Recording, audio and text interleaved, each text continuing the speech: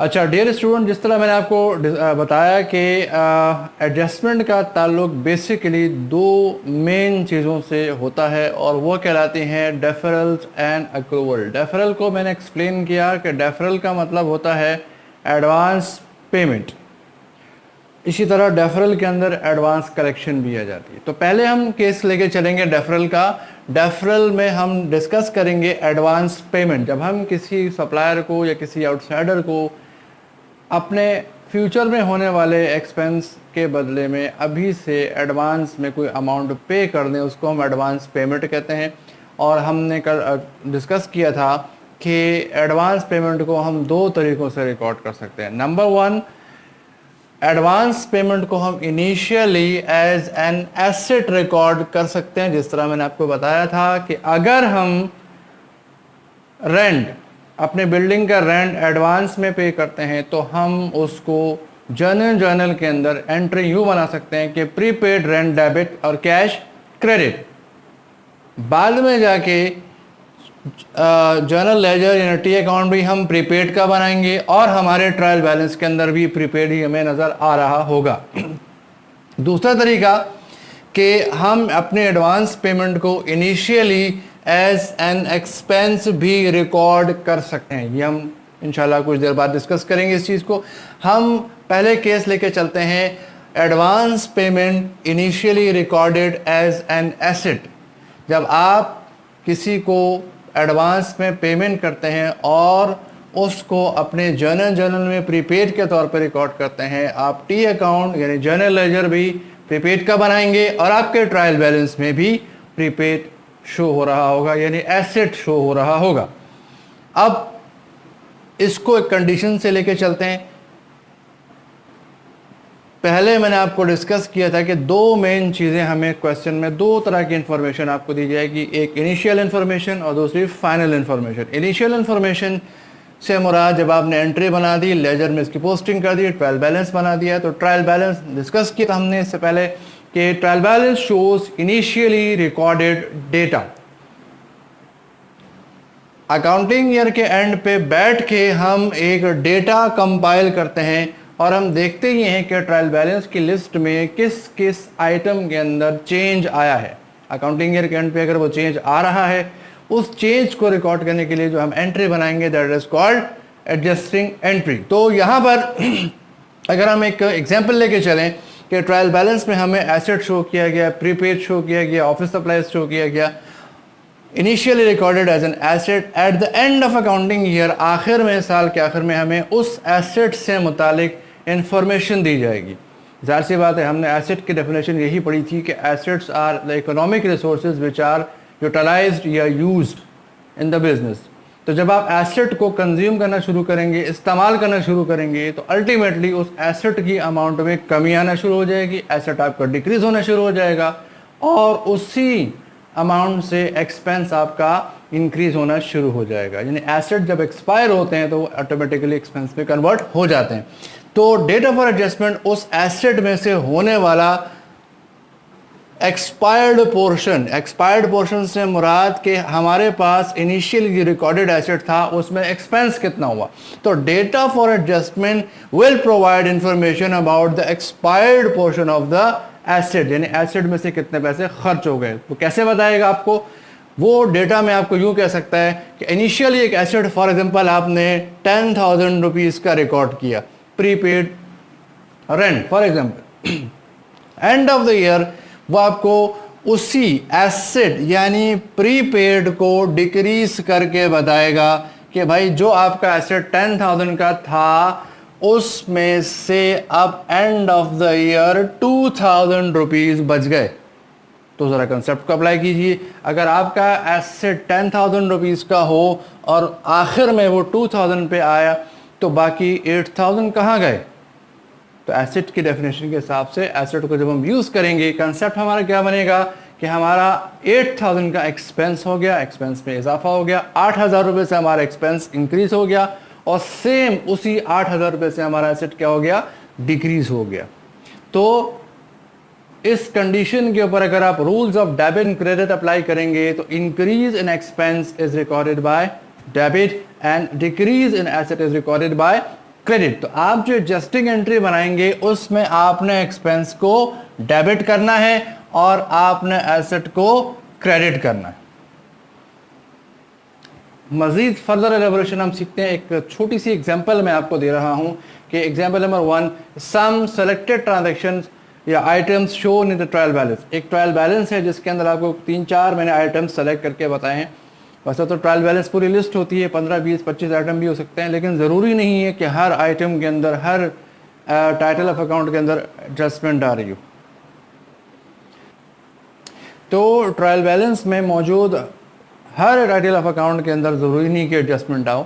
तो अब एक एग्जांपल हम लेके चलते हैं। हमारे पास 4 मैंने एसेट सेलेक्ट करके आपके ट्रायल बैलेंस पे शो कर दिए और एंड ऑफ द ईयर उन एसेट में होने वाला चेंज मैंने बता दिया। इन अदर वर्ड्स, उन एसेट में अल्टीमेटली होने वाला डिक्रीज यानी एक्सपायर्ड पोर्शन मैंने आपको बता दिया।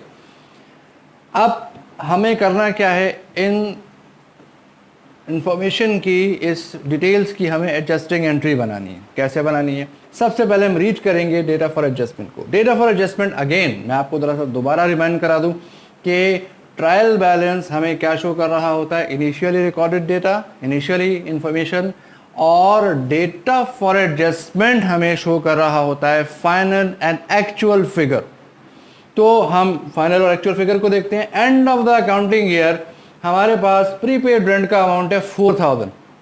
अगर हम अपना data in the trial balance जाके सर्च करते हैं तो हमारा प्रीपेड रेंट रिकॉर्ड में शो हो रहा था 20,000, यानी हमारे एसेट की वैल्यू थी 20,000 जो अब डिक्रीज होके कहाँ पर आ गई है, 4,000 पे आ गई है। यानी आपका एसेट जो इनिशियली ट्रायल बैलेंस में शो हो रहा था 20,000 वो डिक्रीज होके 4,000 पे आ गया। एसेट आपका डिक्रीज हो गया और उतनी ही अमाउंट से आपके एक्सपेंस में इजाफा आ जाएगा। तो कंसेप्ट क्या बना कि हमारे जिस एसेट में डिक्रीज आ रहा है उसको हमने क्रेडिट करना है और उसके अल्टीमेट अकॉर्डिंगली जो एक्सपेंस हमारा इंक्रीज हो रहा है उसको हमने डेबिट करना है। तो अगर हम इसके टाइटल ऑफ अकाउंट डिसाइड करें, रेंट के लिए एक्सपेंस का टाइटल होगा रेंट एक्सपेंस और रेंट के लिए एसेट का टाइटल जैसे क्वेश्चन में गिवन है वो प्रीपेड रेंट दिया हुआ है। तो कंसेप्ट अगर हम जरा से इसको एनालाइज करें इस कंडीशन को तो 2 बातें हमारे सामने आ रही हैं। नंबर 1 कि हमारा रेंट एक्सपेंस इंक्रीज हुआ और उसके अकॉर्डिंगली हमने इनिशियल जो पेमेंट की थी as an asset prepaid rent वो क्या हो गया, डिक्रीज हो गया। अब हमने डिसाइड कर लिया कि एक्सपेंस इंक्रीज हुआ और एसेट डिक्रीज हुआ। एक्सपेंस जब बढ़ेगा उसको डेबिट साइड पे रिकॉर्ड किया जाएगा और एसेट जब कम होगा उसको क्रेडिट साइड पे रिकॉर्ड किया जाएगा। उसकी हम जर्नल में एंट्री बनाएंगे। फॉर्मेट क्या होगा, आप पूरा जर्नल का फॉर्मेट बनाएंगे। एबीसी कंपनी जर्नल के अंदर हम इस वक्त एडजस्टिंग एंट्री को पास कर रहे हैं और एडजस्टिंग एंट्री जिस तरह मैंने आपको मेंशन किया हुआ है eight the end of accounting period. For example normally अगर हम कैलेंडर ईयर को ले लें तो December 31, 2019 की हम डेट सपोज कर लेते हैं। यहाँ पे कंसेप्ट हमारा क्या है, पहली एंट्री के लिए हमें डेबिट क्या करना है, रेंट एक्सपेंस, और क्रेडिट क्या करना है, प्रीपेड रेंट। ये हमने टाइटल ऑफ अकाउंट को यहाँ पे लिख दिया। अब सवाल ये पैदा होते हैं अमाउंट क्या रिकॉर्ड की जाए। तो अमाउंट का कंसेप्ट ये है कि हमने उस एसेट में से जितना अमाउंट एक्सपायर हुआ है उस एक्सपेंस का अमाउंट हमें यहाँ पे रिकॉर्ड करना है।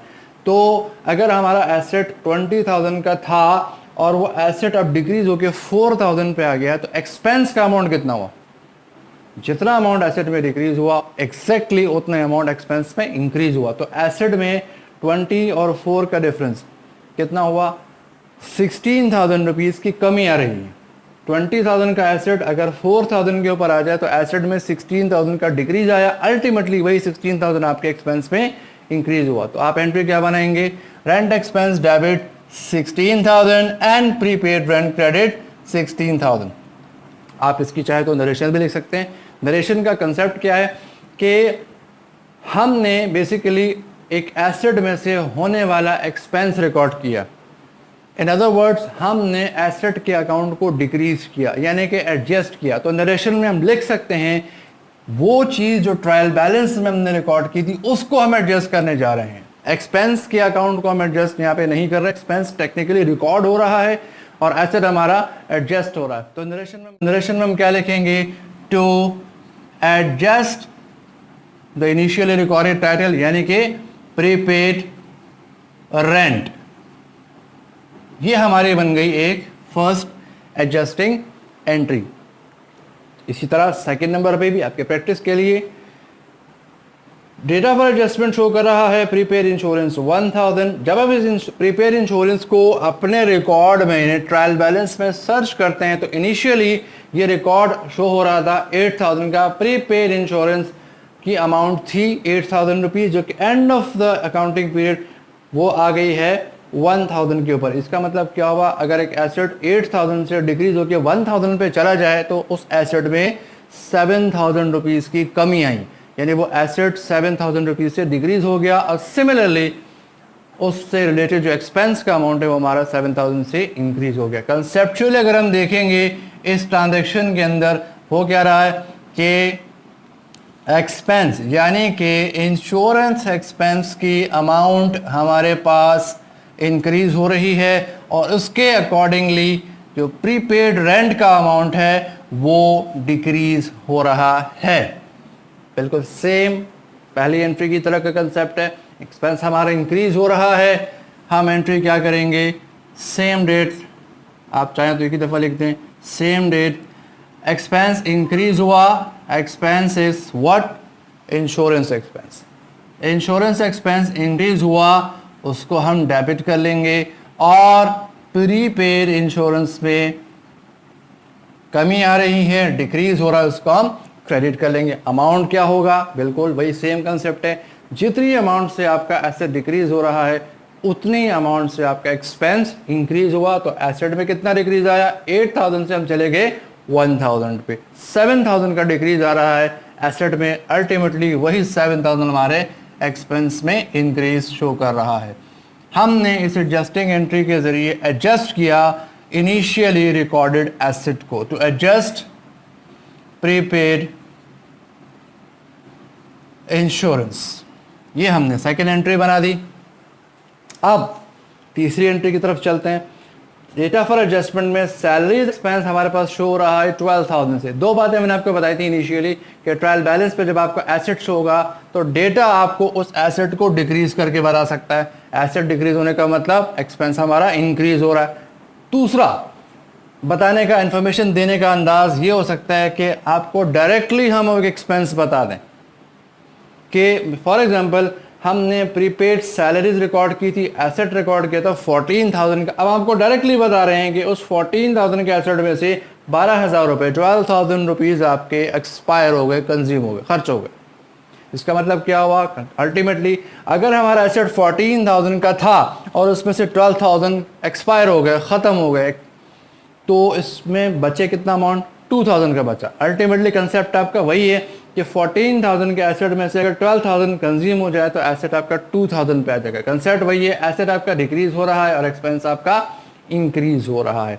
यहाँ पे एक्सपेंस का नाम होगा सैलरीज एक्सपेंस, हम उसको डेबिट कर देंगे, और एसेट का नाम होगा प्रीपेड सैलरीज।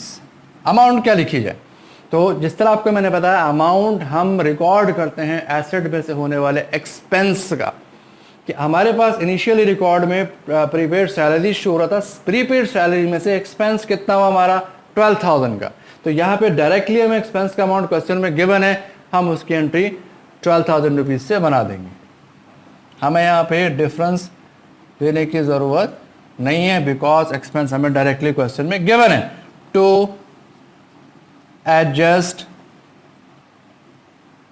Prepaid salaries. अब आखिरी एंट्री डेटा फॉर एडजस्टमेंट के अंदर ऑफिस सप्लाईज कंज्यूम्ड या ऑफिस सप्लाईज हमने इस्तेमाल कर ली, यूटिलाइज कर ली। कंज्यूम का मतलब एक्सपेंस हो गया। जब हम ऑफिस सप्लाईज को ट्रायल बैलेंस में अपने रिकॉर्ड में चेक करते हैं तो ऑफिस सप्लाईज के आप सबको पता है, हमने जनरल में पढ़ा था, ऑफिस सप्लाईज के साथ हम प्रीपेड का वर्ड यूज़ नहीं करते बिकॉज ये पेमेंट नहीं होती बल्कि फिजिकल स्टॉक होता है। ऑफिस सप्लाईज के साथ कुछ भी ना लिखा हो तो वो हमारा एसेट होगा। हमारा एसेट इनिशियली था 5,000 रुपीज़ का, उस 5,000 के एसेट में से कंज्यूम हो गए हमारे कितने 4,000। तो अगर 5,000 के एसेट में से 4,000 कंज्यूम हो गए, एक्सपेंस आउट हो गए, तो बचे कितने 1,000। यानी आपका एसेट 5,000 में से 4,000 निकल जाने के बाद कितने पे बचा 1,000 पे। कंसेप्ट बिल्कुल सेम वही बन रहा है। आपका एसेट डिक्रीज हो रहा है 5,000 से जा रहा है 1,000 पे। 4,000 तो खर्च हो गए, 1,000 आपका बच गया, वो आपका एसेट है। एसेट डिक्रीज हो रहा है और एक्सपेंस आपका इंक्रीज हो रहा है। तो यहां पर एक्सपेंस का नाम होगा office supplies expense. Office supplies expense debit, और एसेट का नाम है, टाइटल ऑफ अकाउंट है ऑफिस सप्लाईज। अमाउंट क्या लेंगे, तो ये बात हमने डिस्कस की थी इनिशियली कि जितना अमाउंट हमारा एक्सपेंस आउट हो गया, एक्सपायर हो गया, हमें उसका अमाउंट लेना है। यहां पर हमें क्वेश्चन में ऑफिस सप्लाईज कंज्यूम या एक्सपेंस का अमाउंट डायरेक्टली गिवन है, हम इसकी एंट्री 4,000 रुपीज से बना देंगे। Office supplies expense debit, office supplies credit. To adjust office supplies. तो स्टूडेंट्स, आज के फर्स्ट एग्जांपल में मैंने आपको advance payment initially recorded as an asset के कुछ बेसिक कॉन्सेप्ट्स और उसका क्वेश्चन का सॉल्यूशन बताया। उम्मीद है कि काफ़ी सारे स्टूडेंट्स के जो कॉन्सेप्ट्स है वो क्लियर हो गए होंगे। जिन्होंने नहीं